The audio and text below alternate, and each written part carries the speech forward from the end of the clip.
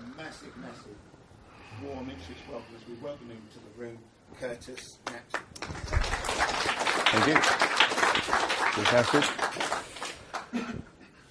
So, anyone that's ever talked to me in the past will know that my passion lies in property, whether it be HMOs or construction. Can talk about it all day long. So, happy to talk about that. But there's a reason why I'm in property. There's probably a few reasons, but one of the big reasons is what I'm about to talk to you tonight. So I want to try and keep it quite interactive. So if you've got any questions, let's talk. Don't let me just blabber on like here, because I will just go on a bit of a tangent. So butt in if you need to, and let's chat about it. But basically, there is only one major endeavour left in polar exploration, one last world first to be claimed, one significant place on the planet mankind has yet to reach, and like Houston said earlier, it's the pole of inaccessibility. Is it?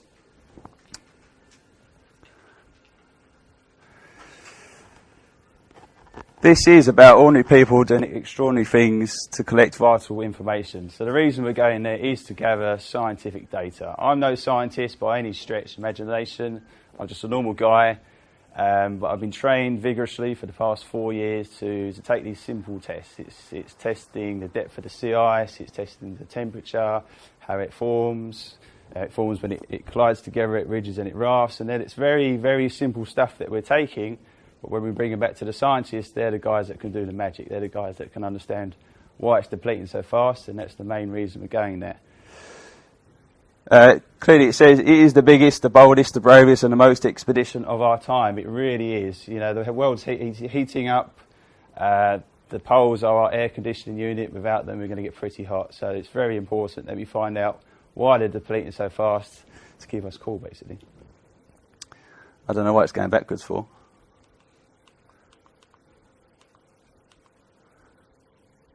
Does anyone recognise that guy there, bottom right-hand corner? Correct. Sir Ernest Shackleton, famous explorer at the turn of the last century, very famous. I probably can't do him justice with the amount of time I've got, but basically he was going to go to the pole of inaccessibility, the northern pole of inaccessibility, but literally a few weeks before he was about to go, didn't get the funding, ended up going south, and that's what we know him for, going south, getting lost for a couple of years, done an amazing feat of strength and endurance to get back. But if you want to talk about him a bit more, we'll talk about him a bit later. But this is the unfulfilled ambition of his. He was going to go north, didn't end up going south, and now hopefully we can carry on and take over where he wanted to go. The quest. This is in a deep place in the Arctic where mankind has yet to reach. So we're going to go into it a bit in a minute, but basically the pole of inaccessibility is one of the 4 northern poles, and it is the centre of the Arctic Ocean. It's 800 miles from land, furthest point from land, and no man's ever been there before. So it will be a world first, but like I say, along the way where we're taking the scientific data, that's where the magic happens. So that's the real reason why we're doing it. The objective is to get to that pole. That's our main objective, is to get there, but it's along the way taking the scientific data is what's really crucial, because we work alongside NASA scientists. They send the satellites over.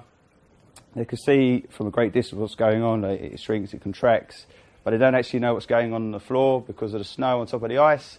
It's just reflecting off, and they don't know what's going on down there. So they're sending us in to find out what's going on, and then we can relay back to them and hopefully try and work out what's going on up there. Purpose, it is a massive physical, mental endeavour. It absolutely is. Can you imagine just looking at the guy in front of you, just vast whiteness, just nodding, donkey syndrome? It's completely mind-numbing as well as leg-numbing. It's just cold. It's incredibly... you have to be quite strong-willed to do this sort of thing. I'm not saying I completely am strong-willed, but I've been trained quite comprehensively over the past 4 years to do this, and I'm quite confident in my abilities to do it. But yeah, it really is a test of endurance for sure. The journey, let's talk about the journey. So we're going end of February next year, 2019. It is the midst of the winter, it is the coldest time. We have to go at the coldest time because that's when the sea ice is at its thickest and the most rigid. So we go when it's really blooming cold. And it's going to last for 80 days. It's split into 4 legs. So it's over 800 miles, roughly each leg is 200 miles. And we'll go into that a bit more, but basically that's what the journey is. It is exactly that, across one of the most inhospitable environments of the planet. We're going to see polar bears, we're going to see ice cracking, we're going to see plummeting temperatures up to minus 50, 60. It's going to be quite horrendous out there. So glad that I've got the best team behind me and best intuition. Crossing treacherous sea ice, service point from land up to the ocean. We talked about that. Polar inaccessibility, exposure to risk from melting ice, freezing temperatures, and hungry polar bears. They really are hungry, because when we go, the girls, they're quite clever. They'll have their cubs. They'll hide away. They'll hibernate. The boys are silly. They all carry on walking around, hungry, tired, and angry. So we've been very trained in how polar bears behave. So we scare them off. Shooting them is a very, very, very last thing you'll ever do. We've learned just basically to scare them. Get grouped together, make yourself a little bit bigger, make lots of noise, scare them away, and hopefully that's that. Any questions? I'm going to keep rambling on. How big is the team? How big is the team? There's 27 in the team, but on each leg there'll be 8. It's interesting actually, because earlier this year I watched a film called Before the Flood. Yep. And it's not about the one in Noah's time, it's about the one to come. And we're at a tipping point. So all these scientists, so if you watch the film, it was made over 2 years by National Geographic. Yeah. It looks into what the ice is melting, and the Gulf Stream comes up and heats us up. Yeah. And that's at a tipping point where it could get colder. So everywhere's going to get hotter. Places are going to get colder. Absolutely. And I really want to get all the developers and ask why we're not doing more for like solar heating. Yeah. PowerPoints for your cars should be a must, shouldn't it? While using water that we shower in bathrooms or Yeah. flushing the toilets, and things like that. Absolutely. There's a lot more that we're doing. Good. What else have we got? So let's talk about the route. I talked to you a bit earlier about the fact that it's 800 miles. It's 800 miles from base camp, which is here in Resolute Bay, very northern parts of Canada. And then Team 1, can I do a pointer on this? Oh yeah. So Team 1, from there to there, that's where, I don't know if you've seen on films or programs, you've got the boulder fields. That's where the water meets the shore, where it's frozen, it creates these huge boulders. So I said earlier that we've got to be doing 200 miles. We're not going to be doing 200 miles on that leg. We'd be lucky to do a few miles a day. It is literally the worst possible place to be. That's where the polar bears are. That's where the sea ice is cracking. That's where it's the coldest. And it's actually my favourite. So I hope that I end up being on that one. But then once the first team get through the boulder fields and do as much as they can, Team 2, from there to there, will go through the magnetic pole. Any of you guys know that there's 4 poles up north? Yeah, no, maybe. Yeah. Okay, I'll tell you anyway. So over here in Greenland, there is the geomagnetic North Pole. That's where the Aurora Borealis is. You know, the Northern Lights? Makes like a donut shape. That's where they are. You'll see them in the sky. That's where they sort of originate from. You know, the Earth's on sort of an 11-degree tilt. Imagine it's on an 11-degree tilt, and you put like a rod all the way through. Where the rod comes through, that's roughly where that would be. Then you've got the geographical North Pole. That's where all the lines of longitude meet. On the map, you know, the northern lines that go up, that's where they'll all meet. The magnetic pole, we just briefly talked about, that's where our compasses point north. And that's actually always moving. It's on an 11-hour elliptical loop. So if you get to the place it should be and it's not there within 11 hours, you know, it'll come back round. But not only is it moving in an elliptical loop, it's also moving in a direction. At the moment, it's steaming towards Russia. So in the next sort of decade or so, the Russians will take ownership of it probably. But no one's actually been through it since 2002. So that'll be another world first. Once we get into where we know it should be, we get to redefine where all the magnets should be pointing, basically. So that'd be quite exciting. Then Team 3 will take over and do as much as they can, because by this time it'll be warming up, and Team 4 are going to have to be sprinting because it's going to be getting quite wet and could be swimming. So that's the legs. Any questions about the legs? Yeah, so you've got 8 people on each leg. Yep. So you're at the base camp. Yep. The first stop is the first leg. Yep. And then you hand it over like the baton to the next. That's correct. Yep. So that, when you hand from the baton from the first leg to the second leg, Yeah. where does the second leg start from? Do they get helicoptered in, or do They get airlifted in, yeah. Okay. They get airlifted in, the first team get airlifted out, Right. and so on and so forth. And obviously Team 4, they're the guys that will, you know, taking the glory, if you like. They're the guys that will be the first people there. Yeah, that's basically our trip. Go ahead. When are you going, and how did you get onto this? End of February next year is the planned trip. And how did I get onto this? Very good question. About 4 years ago, I overheard a conversation by a guy that I'm going to talk about in a minute, but Jim McNeil, he's the brains behind all this. He's been doing this 34 years now, and he's been dreaming of doing this since 2001. We'll go into that a bit, but basically I overheard him talking. He's talking about it to someone else. 10 minutes went by and he finished the conversation. I just turned to him. I was just like, how on earth do I get involved in this? Because this is just phenomenal. And like a dog chasing a ball, I was just, you know, all over it from day one. It didn't mean I got any special treatments because there's selecting weekends that you've got to go through and all sorts of training camps and all sorts. So I still had to do all that rigorous process, but that was just my way. And I overheard a conversation. I was just fixated. I had to crack on. And 4 years later, here I am. So that's how I got involved. What else have we got? So these are some of the scientific partners. I'm not going to go through them all because I'm very aware of our time, but this is how I explained earlier that we work alongside NASA, the guys in America and the National Snow and Ice Data Centre. They're the NASA scientists, if you like, and all the other scientists from around the world are the guys that are the magic behind it. We take them the very simple data and they transform it into what can be used. It's not very often that you get to see, you know, Great Britain, USA, Norway, Russia and China working together, but we absolutely are. We work alongside these guys to make this happen. The project itself, briefly said earlier, Jim McNeil, actually I'm going to talk about it in the next slide.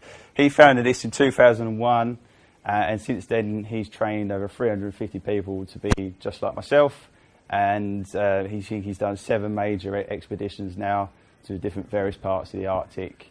And he trains just normal, everyday people. I'm no different to anyone else, completely normal. He trained me up to go from normal person to slightly better normal person. I'm still exactly the same, it's just I've got that knowledge now of how to traverse the poles safely and come home. So this really is for anyone. It's boys, girls, big people, small people. There's no ice warrior, cardboard cutout person. It is literally for everyone. On the team, there's teachers, builders, accountants, there's a professional poker player, there's actresses. It's like completely, there's no two people the same other than just the first 4 trying to do something better. So that's what I quite love about it. So Jim McNeil, he's probably written this. He doesn't really like to blow his own trumpet. That's why he started off with Explorer, Ordinary Chap. He is in regards to that anyone can talk to him. He doesn't look down on anyone. He's completely humble. He's the most humble person I've ever met, but he's really not ordinary. Some of the things he's done, this list is very tiny as to what this guy's achieved in his life. But just so you got some idea of what he's done in the Arctic, he is one of the most experienced and respected explorers of our time. He's a safety consultant to many, many different things. Here's some of them. He's done Frozen Planet, Human Planet, Captain America, Last Explorers. I'm sure some of you, all of you have heard of those things. He's the guy behind the scenes that keeps everyone safe. When it comes to like Reynold Fiennes doing his stuff, you know, he's the face of it. He does some great things, but in the background, he'd be like, Jim, I need your help. What can I do here? And he's that guy. He's always been that guy. So very, very knowledgeable guy. Been there for 34 years. I completely have utter faith in him. I'm not saying he knows everything. He's not infallible like anyone else, but he knows so much about this. He lives and breathes Arctic exploration. He's completely besotted with trying to save the species, if you like. Because at the end of the day, the planet will carry on. Whether we're here or not, it's the species that may die out, i.e. us. So he's completely besotted with trying to keep us here, dedicated his life to it. We could talk about Jim for hours, but we do a thing at the moment called interviewing icons, and one of our icons was David Attenborough. We'll talk about that a bit later, but yeah, some of the people that he gets to hang about with is quite phenomenal. Sponsorship. these things cost money, obviously, and this one costs a lot of money. And wherever I go, there's a TV camera. So it's being made into a documentary film series through training, through the expedition itself. There's a camera crew that follow us. When we come back, then it goes out to the schools, universities, dinners. The information gets pushed out. So this goes on for like many, many years across many different platforms: internet, TV, radio, magazines, you name it. Any sort of media out there, it's completely covered by everyone. There you go. From live events, traditional PR, says it all there, and a chance to be positive, associated with positive topical value is important to everyone. It really, really is. You know, without the poles, like I said, we're going to get pretty warm, so we absolutely need them. And anyone involved with us gets to embark in the kudos that's surrounded about with being involved with a last world first, which everyone loves, which the PR loves, but obviously the fact that we're actually doing something, generally doing something fantastic to try and help us out. It's a chance to be with a historical world first in exploration and research.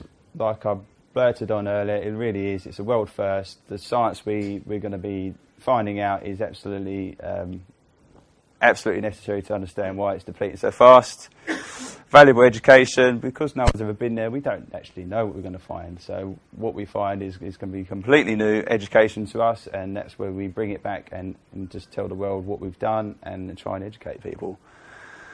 Vital scientific discovery, extreme human endurance. I mean, we're going to be burning 8,000 calories a day. You can't eat that much. So we're going to be calorie deficient just by doing our stuff. You know, 12, 14 hours of skiing every day is some human endurance. So that's one thing, I suppose, as an ice warrior, you've got to learn. Although you can start being completely normal, you have to obviously train your body, train your mind to get into that state of mind and get your body in that state. So an innovative technology, the tech that we use is like some of the drones that we're going to take with us, they're using fuel cells, because a normal battery out there lasts seconds.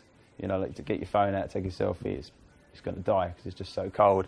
And so let's say the fuel cells we're going to be using and things like that, it's just completely new tech. No one's really used it before. It's been tested, but it's completely new stuff that really works. It lasts hours. So it's really great stuff.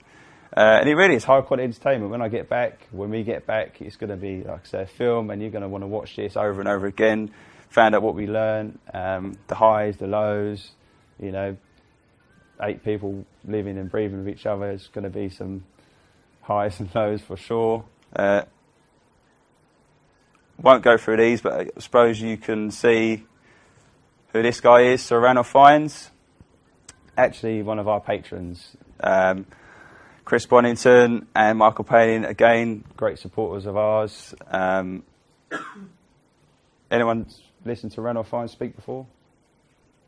What do you think of him? Yeah, it's really, really good. Yeah? Yeah, perfect. Where did you see him? One of the legacy. Oh, okay. Yeah. He's done some stuff in his time, hasn't he? Yeah, the story. He certainly has. He doesn't He's quite a comedian, actually. doesn't care like who he's in front of and what he says. Yeah, so I quite respect him for that. But like I say, he's a patron of ours and truly is behind what we're doing.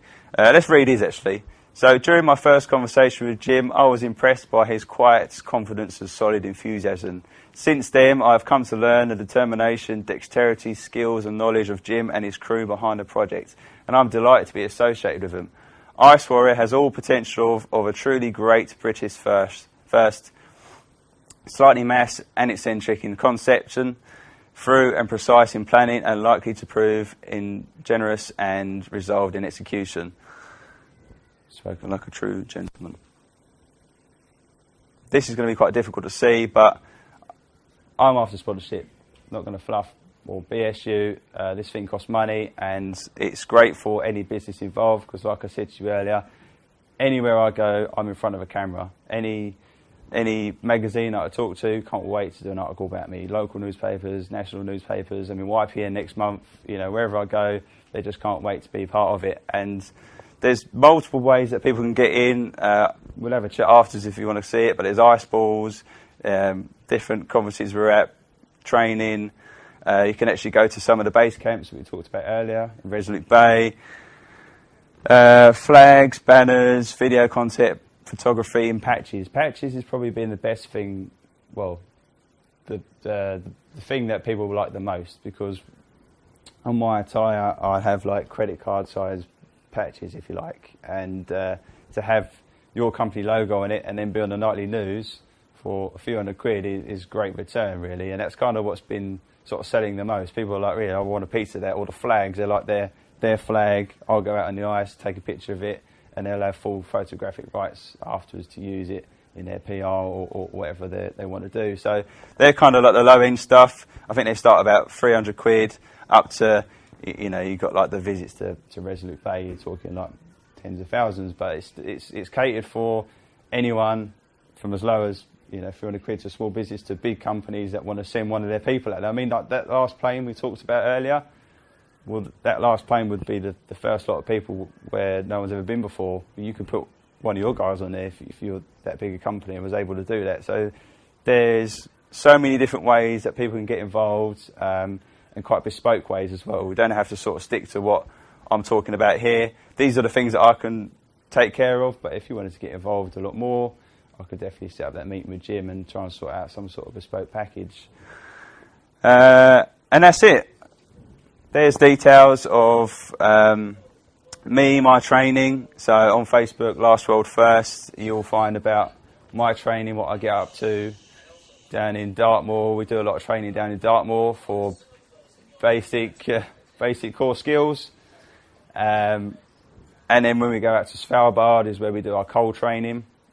We do a lot of, I take a lot of pictures and things like that. So you can follow all my training, whether it's in England or whether it's when I go to Norway to train in the cold stuff. If you ever want to get hold of me, there's an email address, phone number, and if you want to get directly in contact with Jim, the Ice Warrior himself, there's his contact details there. Any questions about it?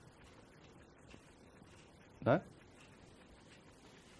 What do you do as your cold training? How do you do cold training? So I'll run you through the training quickly, actually. So we start off in Dartmoor. We do a lot of training down there, getting lost along the moors, map breeding, compass, weapons, first aid. First aid is a real big thing that we do, something I enjoy massively because it's all critical crisis first aid. It's because where we get out on the ice, no one's coming for us, no one's going to help us if something happens.